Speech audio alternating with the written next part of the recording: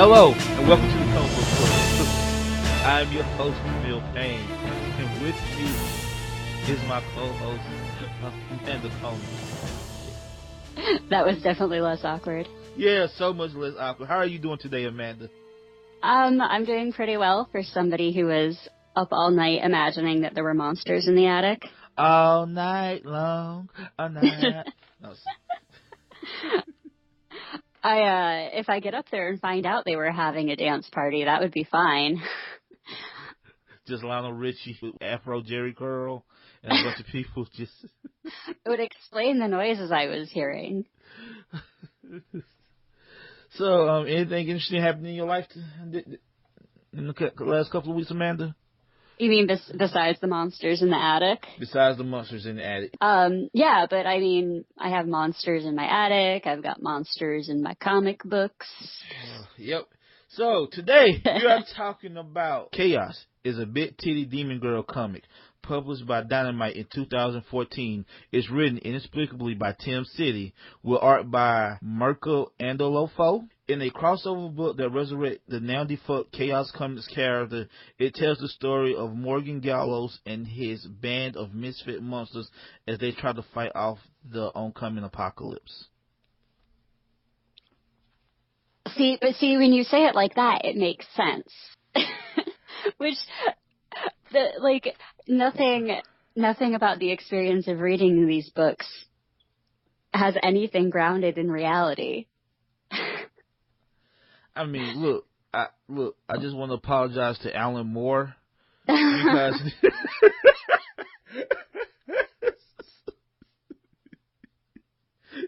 because if Prometheus is kind of inexplicable, this is downright, I don't know, discombobulating. Look, let me say something nice about the comic first of all. There's a lot of boobs in this comic. Yeah. That's it. That's the only good thing I have to say. Like, I just... Look. I think I've read worse, right? And, like, this is the thing. Hold on. I'm trying to get on my thoughts about this. Tim Seeley is a really good writer. So, I don't know if it was his writing or was it the art? Because, like, some of the art doesn't quite make sense. Some of the layouts. Sometimes shit just happens for no reason from one panel to the next. All right, so I asked us to read these books because I wanted to just do something completely different than what we've been looking at.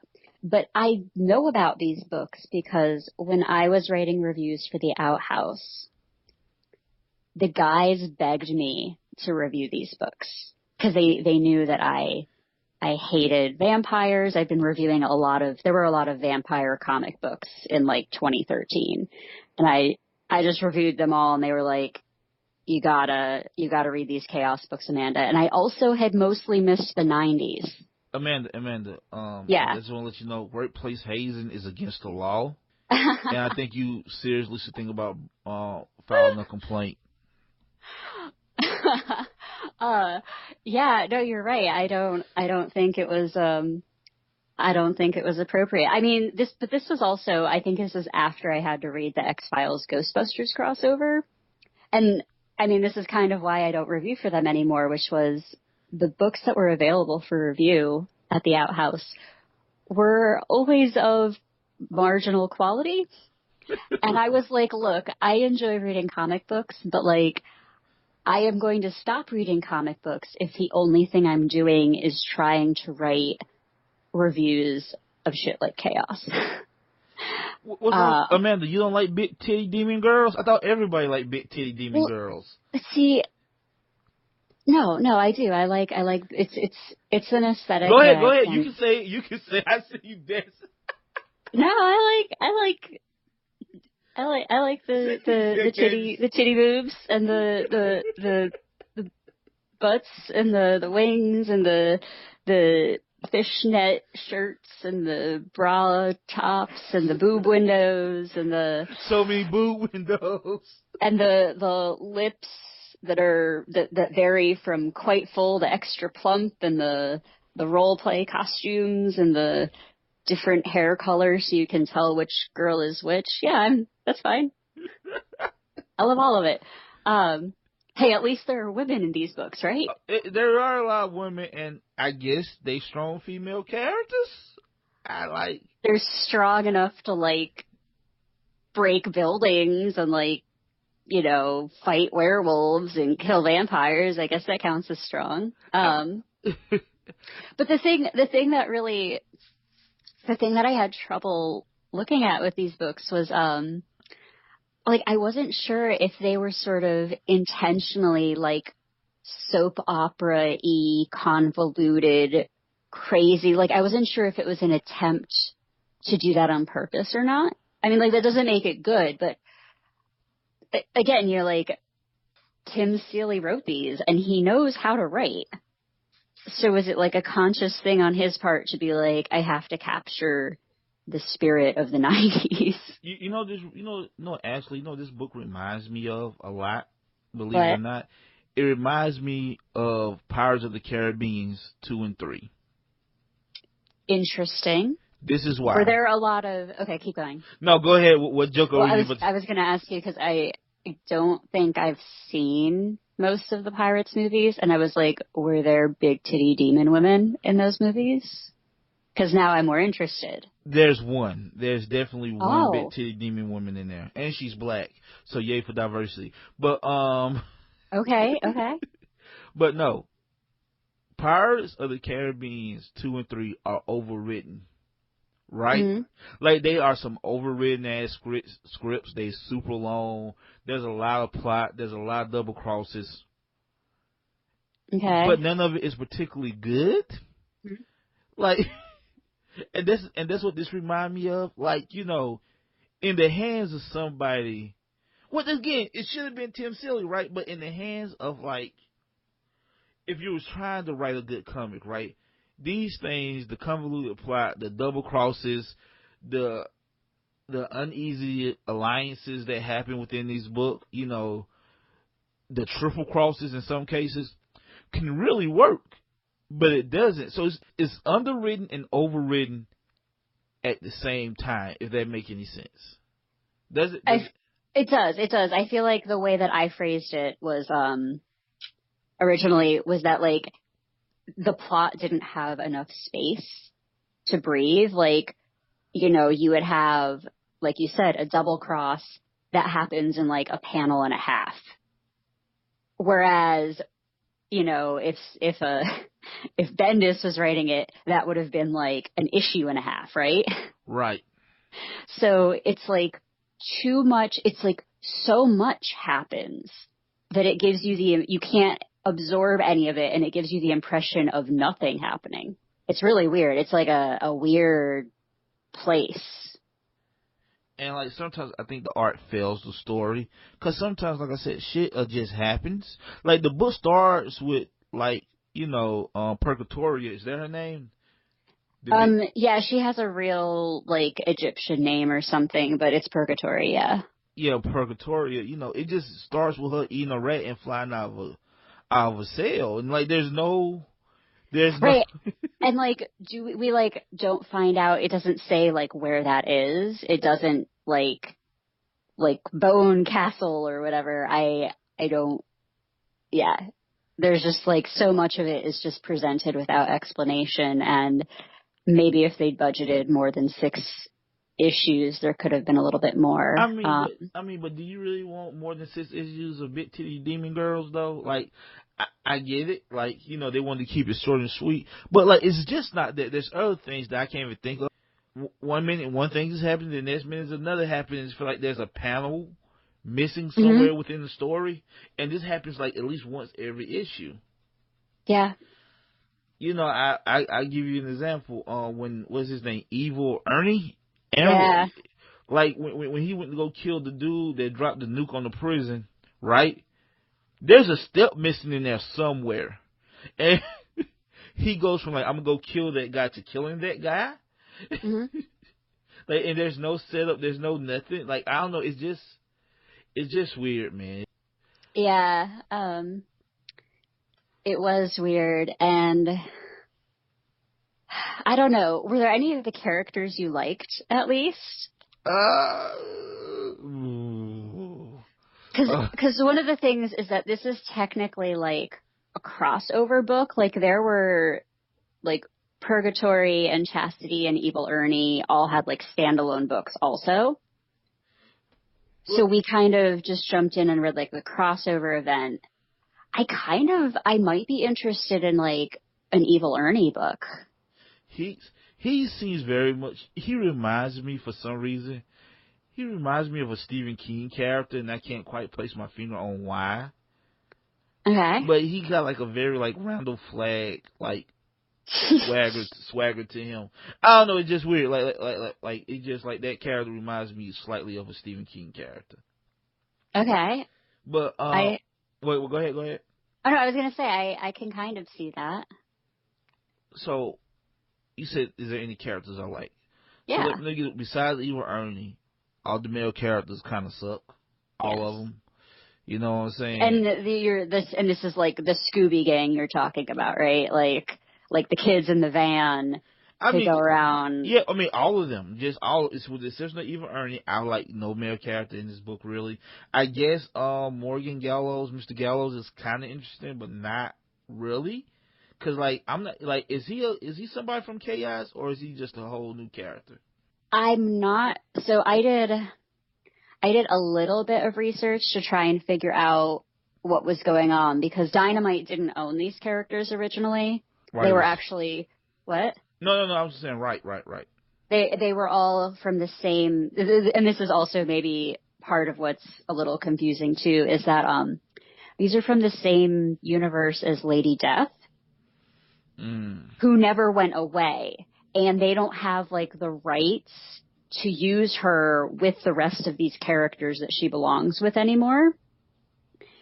And so I couldn't find out. So Chastity, Evil Ernie, Purgatory, Hell, all of those characters were original to that, but I couldn't really find stuff on like the lesser characters, because I wasn't about to start digging through back issues and actually literally start reading them. But it feels like they're supposed to be established characters. Yeah, like. But it also they feel like they're so like poorly thought out that it also feels like something somebody wrote on like the back of a placemat at a diner when they're like brainstorming ideas, and they're like, yeah, that's great, we'll just go with that. And then like didn't give any more thought to it.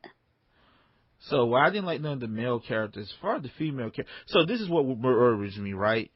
Mm-hmm. I don't know if I like any of the female characters, or I just like the way they look, and like I'm not for sure. So I could say I like Chastity, but do I like Chastity?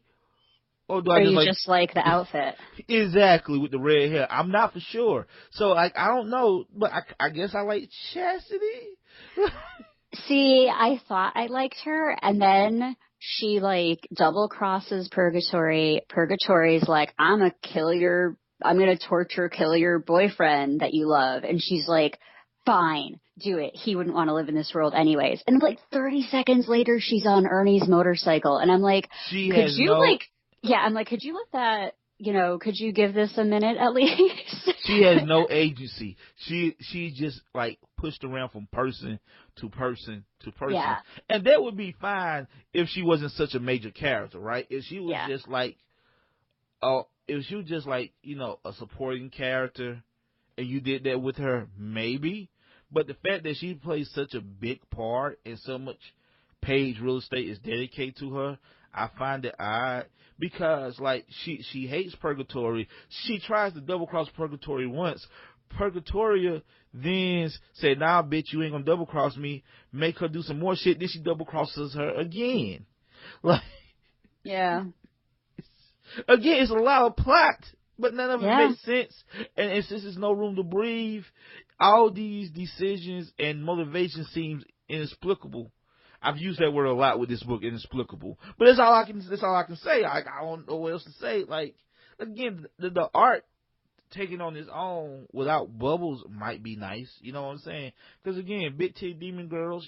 Look, this is the thing, right? You know me. I've always I do. I've always advocated for sexy costumes, whether it's appropriate or not, for the most part, right? But Hmm. like this almost made me hate sexy costumes.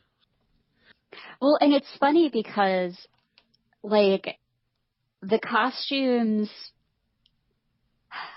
I feel like they only would have needed to tone it down a little bit to make us fine with like the demon ladies having sexy costumes. The thing that really got me was like all of the girls who were in like The van the van, they were also drawn, like they all had exactly the same bodies and as faces Purgatory and and face. faces. And I did not they know the were, voodoo girl was black until someone said she was black. I swear to God, I was just like, she's black? Cause I was like, okay, they have a voodoo person. Why is she black? Oh, she is black. I wouldn't be able to tell because her and the yeah. vampire girl look almost exactly alike. But all of those women were also wearing like just midriffs everywhere and like the boobs out and like the lace up stuff and the, like, I was just like, could you have like the normal girls dressed normally and then like when we turn the page and get to see Chastity jumping out of an airplane boobs first in a full page spread, it'll be like different variety. And you know, if you wanted to make them sexy, you could still make them sexy without making them that sexy. Like, you know what I'm Yeah. saying? You just, again, like even the, what was the girl name? The one they found butt naked in the fetal position. Vex. Vats, right?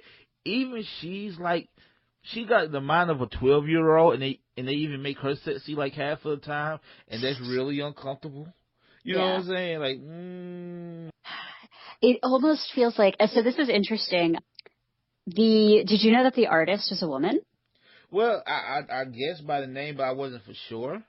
This so much feels to me like she went, okay, I'm writing this book. What do men want it to look like? And she like tried too hard almost. You know, and that's always a mistake. That's how you get like that horrible Fantastic Four costume for the Invisible Hmm. Woman back in the 90s when she was like a bad guy. Anytime you think like that is always like a Yeah. bad idea.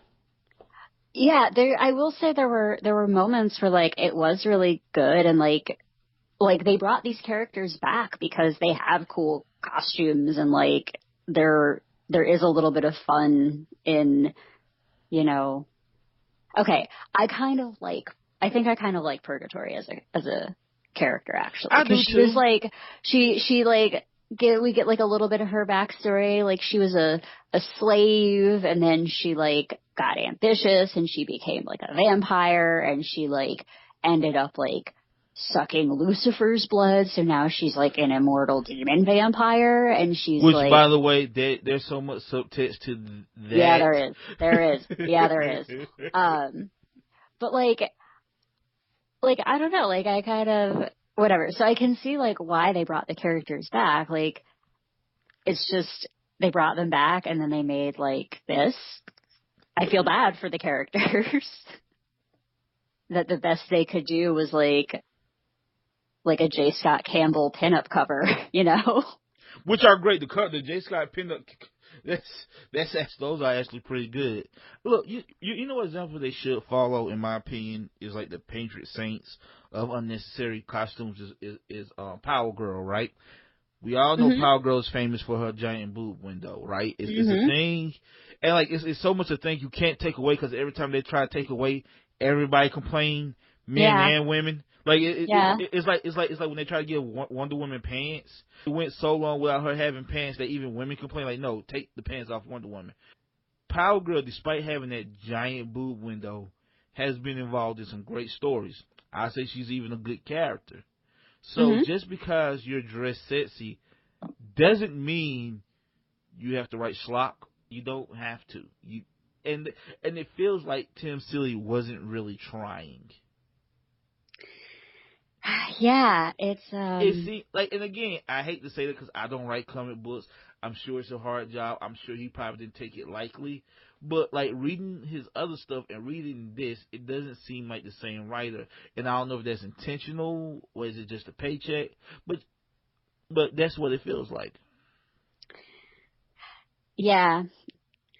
I feel like to really judge this, I would have to go back and read what the original Chaos was like. But this was so bad, I can't even, like, consider that thought, right? um, yeah, I just, um, this is, Are you a like, loss for words?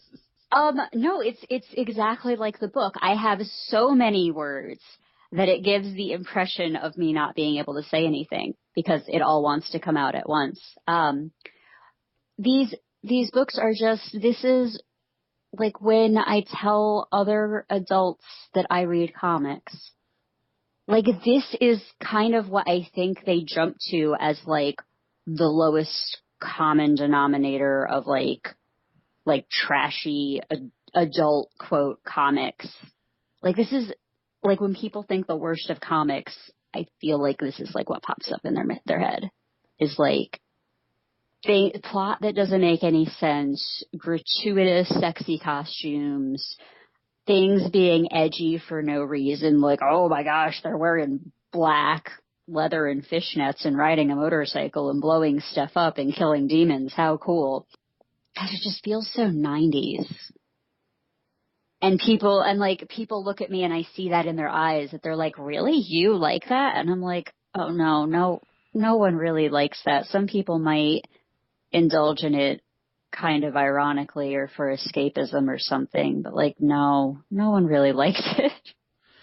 You know, I think they should have did. You know, I think it would make this book better. Literally anything, but go Well, ahead. I think they just should have went for it and just made this straight up like an X-rated adult comic because it's there, like it's inching right up on I'm about to say the tip, but you know what I'm saying, like it's there, like Mm-hmm. at least that would be interesting. You know what I'm saying? Not saying that I just want to necessarily see, but like you know, there's like nip slips, like you can see like halfway nudity. Mm-hmm. They might as well Yeah, just went full bore and just fuck it, just have them be naked. Like at that point, right? If you're that close to doing it, you know what I'm saying. If you're trying to ride some weird line, you might as well just go full bore with it. You know, then if there's a bunch of nudity and mm-hmm. gratuitous nudity, then the story seems better in comparison. Well, at least That's true. The plot is really bad for literally any story, but it would be really good for a porno. that's right, exactly. We've just been grading this thing on the wrong scale. Like, you know, think about if you suggested this, right? And like they had like full on sex scenes, right? You'd be like, well, that sex was unnecessary, but you know what though? The plot was kind of interesting for a sex book. Wow, yeah. I'm gonna changing the way I feel about these books. Because that's what I was thinking. Like, if you're gonna tantalize that much, right? If you're gonna get that, if you're gonna tease a lesbian scene and you can see nipples and Yeah. stop right before you do it, you might as well just do it. Because that's what motherfuckers are here for. Like, let's be real, they ain't here for the plot. Nobody. Right. They're not there for a panel where Purgatory's like, lesbians are hot. I'm gonna do this lady if you'll just get out of my way. Like, they're there for it. Yeah. So, Amanda, you got anything else to say about this book? I mean, I don't. I even went back and found the reviews that I wrote. I might like retweet those just to just for fun. But even when I read them last time, I couldn't really make sense of them.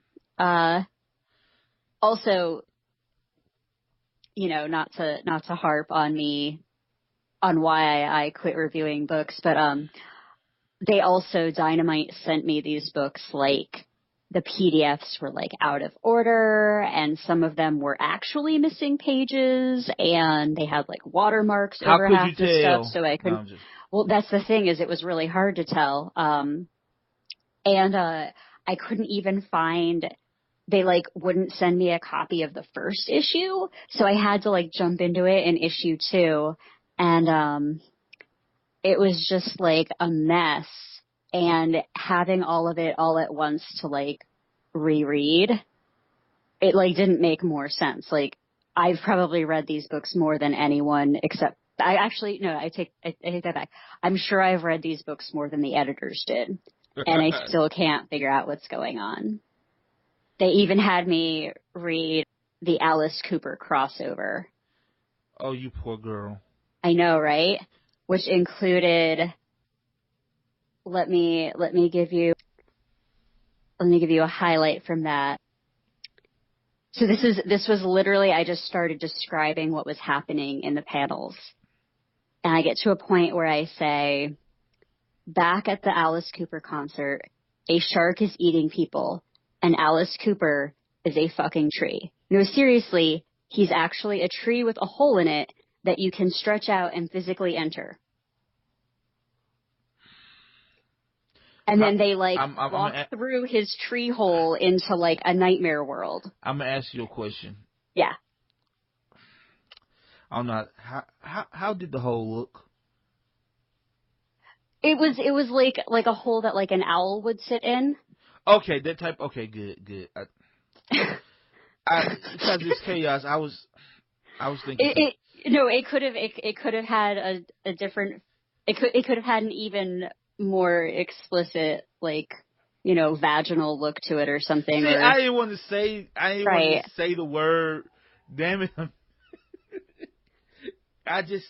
Because when you say that, right? But it was like, this is weird. But that was just like literally what happened. That's not me like exaggerating. He was a tree with a hole in it, and they stretched the hole out, and then they walk through it. And I'm like, I can't, like, what else is there for me to say about this? I don't even have to editorialize. I just have to use, like, my descriptive, like, facts. They stretched the hole. As official, this is by far the dirtiest episode we've ever done. I mean, it's dirty for a comic book podcast episode, but maybe it's kind of interesting for are there porno podcasts? They're definitely. Well, I'm glad that we could, raise the register of the conversation. Honestly, like, we've looked at so many books that have had so much going on in them. I just kind of wanted to remember, like, why those books are exceptional. I mean, even Prometheus, right, which we were decisive on, right? At least it's trying. Like, it doesn't feel like this is even trying. You know what I'm saying? Like, it's just like, it's nothing, right? It's like, Alan Moore got all those sexy women in Prometheus, but at least it's trying to say something. This has sexy women in it, and it's saying nothing at all whatsoever of significance, which is fine, right? Which is fine if it was written good. If this was written well, you know what I'm saying? Or even if it was written like it's not even in the. It just barely misses the so bad it's good category. Right. Right? Like, it doesn't even hit that. It's just nothing. You're right. It's frustrating. It's frustrating because it's close to being at least entertaining. It's close to being like the type of like B-movie Saturday night marathon that you want it to be. Yeah. Like something that'd be shown like on Elvira, back in the late. Again, that's a deep cut because we might have younger listeners. They may not even know who the fuck Elvira is. But Elvira is the original big titty demon girl. Yeah. She's a pioneer. But, okay, I think that's it. I think we're done here. We had a nice mental break, and we'll never do it again, I promise. We'll wait a while before we do it again. It's good to have a palate cleanser. Well, I guess it's my turn to suggest the next book. can't possibly be worse than this one, right? Right. Well, we'll see. It shouldn't be, hopefully. But in anticipation for the Aquaman movie, we are going to read Jeff Johns' Aquaman run. Not the whole thing, but specifically Volume 1 and 3 of Aquaman New 52, written by Jeff Johns.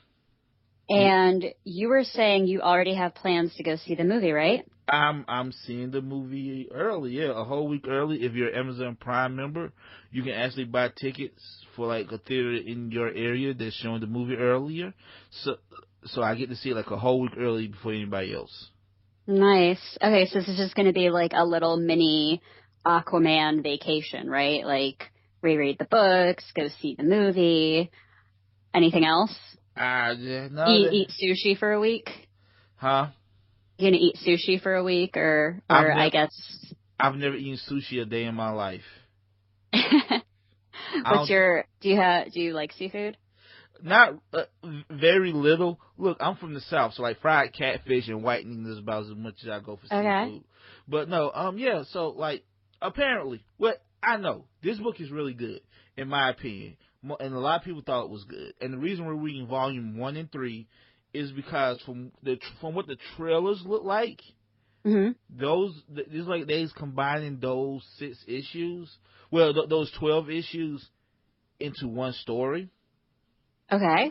It looked like it's doing the first volume where he becomes king, and it looked like they're doing the Throne of Atlantis story arc, which is the third arc, where like Atlantis invades the sea with Ocean Master. The land, invades the land with Ocean Master. So it seemed like this movie is a mashup of those two. So I just think it'll be interesting to read it, and like since we're recording afterwards, maybe I can do some comparisons. I don't know, but like it's good, and I'm glad we're able to read it now. And I'm curious about your thoughts on it, Amanda. Because we don't read a lot of standard superhero fare on this show. But I'm excited for it too. I started pulling Aquaman a little while ago, and I'm like really behind on it. Okay. So I'm also probably going to catch up on the newer stuff too. Which I heard is also very good. I've heard that honestly, DC line of like main superhero comics have all been knocked out, like both Superman books, both Batman books, Flash, Titans, Teen Titans, Wonder Woman, Aquaman, Green Lantern. I heard all those books have been great for like the last couple of years since Rebirth. Okay. Well, I'm really looking forward to this. Will be a good treat after Chaos. Yeah. Mind you, ladies and gentlemen, I've always considered myself kind of sexist and kind of a chauvinist, but when it comes down to it, Amanda picked the Big Titty Demon Girl book, not Jamil. I just want to make that clear. So if anybody want to accuse me of misogyny, remember Amanda picked the Chaos comic. I did. Not me. If you have any complaints about us reading this comic, make sure you send them to Amanda, no, I'm just playing. Amanda, care of comicbookclub52@gmail.com, or on Twitter, comicbookclub52, or on Facebook, the Comic Book Club. Hey, see?